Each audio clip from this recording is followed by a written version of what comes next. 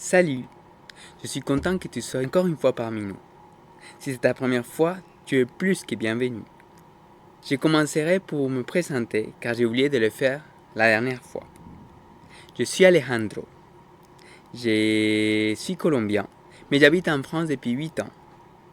J'aime beaucoup faire des sports et aussi marcher et partager au milieu de la nature. Et toi, c'est qui m'écoute? Et qu'est-ce que tu aimes bien? Sens-toi libre de l'écrire sous les commentaires.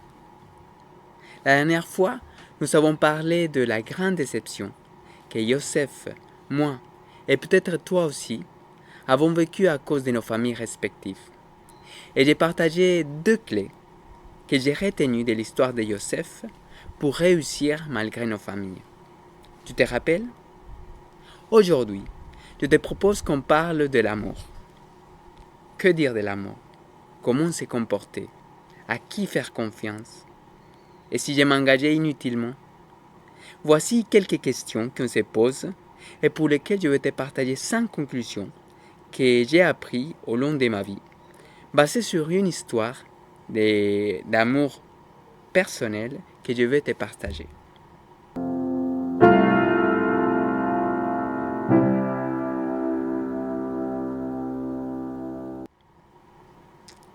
Tout d'abord, il faut savoir que cette histoire s'est passée quand j'avais 16 ans.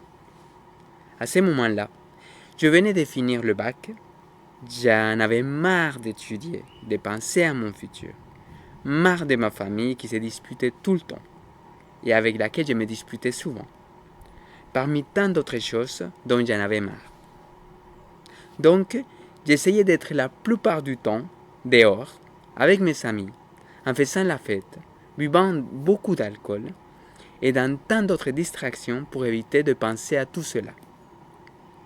Je me disais que je ne pouvais pas changer ma famille, mais que certainement, j'aurais beaucoup plus de chances dans l'amour et dans l'amitié, car ça, ce sont des choix que je pouvais faire moi-même.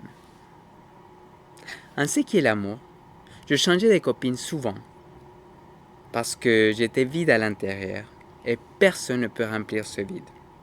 Mais je ne le savais pas à ce moment-là.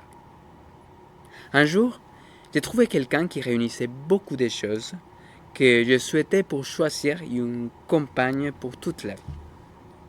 Donc je me suis donné à fond dans cette relation. Je l'ai rencontré dans la prépa, que je faisais avec mon meilleur ami. On sortait les 3 ensemble, et petit à petit, nous l'avons intégré à un groupe d'amis que nous avions depuis le collège. Au début, tout a commencé en secret pour lui donner une touche d'aventure. Mes amis ne savaient pas qu'on sortait, même pas mon meilleur ami. Et donc, dans les réunions, on cherchait toutes sortes de stratégies pour nous embrasser et pour faire des choses sans que personne ne nous voie. On trouvait cela très sympa. Au fur et à mesure qu'on avançait, je voulais m'engager de plus en plus avec elle. J'ai dit donc à ma famille, mais du côté de mes amis, on était partagé entre le fait de garder le côté aventurier et de dire à tous pour vivre plus ouvertement cet amour. Tout s'est arrangé un peu quand mon meilleur ami nous a découverts. Et comme on avait déjà un complice, cela facilitait le fait d'être ensemble sans forcément le dire au reste du groupe. Jusqu'ici, je peux te dire que c'était le meilleur moment que j'avais vécu. As-tu vécu un moment comme celui-ci? Ou le vis-tu actuellement? Dans mon cas, je me sentais de merveille et je sentais que cela améliorait de plus en plus. Jusqu'à ce qu'un jour, j'ai voulu lui faire une surprise. Et donc, sans la prévenir, je suis allé chez elle, mais j'ai senti qu'elle était gênée et mal à l'aise par cette surprise. Je lui ai demandé ce qui s'est passé. Elle m'a raconté qu'elle attendait son ex-copain. Elle m'a dit que, puisqu'elle l'aimait tant quand il l'a quitté, et que les choses se passaient maintenant bien avec moi, elle voulait fermer cette porte une fois pour toutes. Je suis parti de chez elle, essayant de faire confiance à ce qu'elle m'avait dit. Mais au fond de mon cœur, je sentais quelque chose d'étrange, par le fait qu'elle a essayé de me cacher cette rencontre. Tu verras avec la fin de l'histoire que quand tu t'engages avec quelqu'un, tu t'engages aussi avec le bagage qu'il y a dans son cœur et tant d'autres choses qui font que tu ne puisses pas savoir comment l'autre personne va se comporter dans le futur.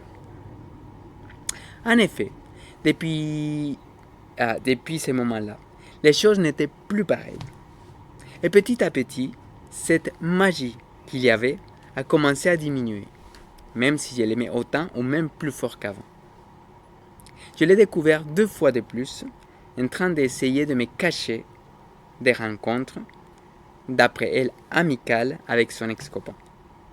Comme je n'avais plus de confiance, et avec toute la douleur que cela m'a entraîné, j'ai décidé de la quitter. Je ne sais pas si tu as dû prendre des décisions comme celle-ci, un peu contre ta volonté, mais je peux te dire que cela m'a déchiré le cœur. 5 mois après, pendant que je souffrais encore pour elle, la copine de mon meilleur ami, le seul qui a su sur ma relation, m'a contacté pour me dire qu'elle avait trouvé un message dans le téléphone à lui, qui datait à peu près 15 jours après que j'avais quitté mon ex-copine. Dans ces messages, mon ex-copine et lui manifestaient qu'ils étaient contents d'avoir eu des relations sexuelles ensemble. Oui, difficile de croire, mais réel. Comme tu pourras l'imaginer, j'étais tellement déçu, non seulement de l'amour, mais aussi de l'amitié. En plus, j'étais face aux problèmes que j'avais essayé d'ignorer, comme la déception familiale, le fait que j'en avais marre de mes études, le fait de ne pas savoir où j'allais. Bref, je n'avais plus aucune envie de vivre. J'essayais donc de me suicider. Mais Dieu ne l'a pas permis. J'essayais donc de continuer, pensant que le temps allait tout guérir. Mais 6 ans après, lorsque j'étais avec quelqu'un d'autre, que j'aimais aussi beaucoup, je me suis rendu compte que j'avais du mal à lui faire confiance, et même à la faire s'approcher trop de mon cercle d'amis. Quelque chose m'a dit dans mon cœur que je devais parler avec cette fille que j'avais quittée il y a 6 ans, pour avoir son retour et une explication, ce qui m'a permis d'avancer. Elle m'a dit, lorsque je voyais partir mon ex-copain, j'ai pensé que j'étais en train de perdre l'amour de ma vie. Mais peu après, j'ai compris qu'avec toi, j'étais en train de connaître cet amour. Mais je l'ai réalisé déjà trop tard. Aujourd'hui, avec un recul de 14 ans, depuis que cette histoire a commencé, et bien sûr, avec plein d'autres expériences que j'ai vécues et qu'on m'a racontées depuis, je me suis rendu compte que l'amour que j'ai cherché dans toutes mes relations, c'était un amour qui est patient, plein de bonté, un amour qui n'est pas envieux, qui ne cherche pas à se faire valoir, qui ne s'enfle pas d'orgueil, un amour qui ne fait rien d'inconvénient, un amour qui ne cherche pas son propre intérêt, qui ne s'aigrit pas contre les autres, qui ne trempe pas le mal, un amour qui est attristé par l'injustice et qui se réjouit par la vérité, un amour qui pardonne en toute occasion, qui fait confiance, qui espère, qui persévère, un amour sans fin. En pensant à cet idéal, j'aimerais te partager 5 conseils que je pense pourront t'aider si tu vis, si tu as vécu, ou si jamais tu devras vivre, ce que je ne te le souhaite pas, quelque chose de similaire. 1. Toute chose que tu dois cacher, même si cela a l'air inoffensif ou même amusant, c'est quelque chose qui n'est pas bon et que tôt ou tard va mal finir, surtout quand on est très jeune. De plus, il n'y a rien de caché qui ne doit être découvert, ni de secret qui ne doit être connu. Donc, il vaut mieux ne faire que ce dont tu n'as rien à cacher. 2. Quand tu essayes d'éviter ou d'ignorer un problème ou une blessure, tôt ou tard, ces dégâts vont tomber sur toi, avec toute l'accumulation du temps passé depuis que tu as fait la sourde oreille. Donc, s'il y a quelque chose qui t'angoisse, te perturbe ou t'irrite, clarifie-le dès que possible, car un cœur joyeux est un bon remède, mais un esprit abattu dessèche les eaux. 3. On revient à ces points qu'on a vus dans la vidéo de la famille. Tant que je n'ai pas fait une démarche pour comprendre et pour pardonner, dans toutes les relations, j'ai manqué de confiance envers chacune de mes copines et envers moi-même. Ce n'est que beaucoup des années après que j'ai décidé de pardonner et que j'ai demandé à Dieu de m'aider à le faire, et que je me suis senti libre et que je suis prêt pour m'engager dans une relation. Si c'est difficile de pardonner à l'autre, pense à toutes les fois où tu as fait mal à quelqu'un. Si Dieu veut te pardonner pour cela, ne devais pas tu avoir pitié de cette personne? 4. La confiance est très difficile à gagner, mais très facile à perdre. Donc il vaut mieux en prendre soin dans tout type de relation. En plus, par rapport à ces points, j'ai compris aussi que tu ne peux faire confiance à 100% à personne, que ce soit des côtés de la famille, ton collège, ta fac, ton copain, ta copine, etc. Car tôt ou tard, cette personne va te décevoir, car comme toi, c'est un être humain avec des défauts et des qualités.